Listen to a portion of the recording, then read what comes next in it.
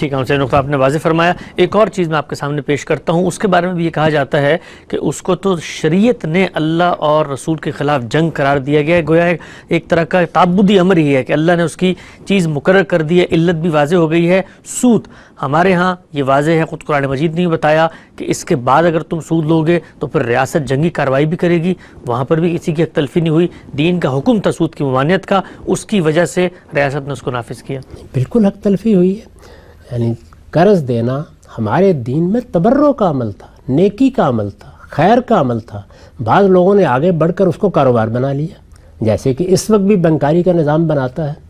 تو جب آپ نے اس کو کاروبار بنا لیا اور اب آپ اس پر سود کا مطالبہ کرتے ہیں تو آپ اکل الاموال بالباطل کا ارتکاب کرتے ہیں۔ اچھا، یعنی آپ اصل میں دوسرے کا مال باطل طریقے سے چھینتے ہیں۔ ظاہر ہے کہ اس کی ضرورت ہے، وہ تو دینے پر آمادہ ہو جائے گا۔ تو جب آپ یہ زیادتی اور ظلم کرتے ہیں، اور قرآن نے اس کو ظلم کہا، یعنی یہ مال کے خلاف ظلم ہے، اس وجہ سے اس کو روکنے کے لیے قانونی اقدام کا حق دیا گیا۔ یعنی جس طریقے سے بدکاری میں حق تلفی ہوتی ہے، اسی طرح جب آپ قرض پر منفعت کا مطالبہ کرتے ہیں اور قرض کو کاروبار بنا لیتے ہیں، یعنی قرض دینے اور لینے کو، تو آپ اصل میں اکل الاموال بالباطل کا ارتکاب کرتے ہیں، اور جب آپ یہ کام کرتے ہیں تو آپ ایک جرم کا ارتکاب کرتے ہیں، اس سے آپ کو روکا جائے۔ ٹھیک ہے، نقطہ بھی آپ نے واضح فرمایا۔ اچھا، ایک بات آپ نے کی کہ مثال کے طور پہ میراث کے احکام ہیں، طلاق کے، نکاح کے معاملات ہیں، شخصی احکام تھے، آپ نے باہمی طور پہ جو کرنا تھا اپنی انڈرسٹینڈنگ کے مطابق کیجئے، لیکن نزاع پیدا ہو گیا ہے، آپ آگے حکومت کے پاس، تو اب جو اس کی تعبیر ہے وہ اس کے مطابق فیصلہ کر دے گی۔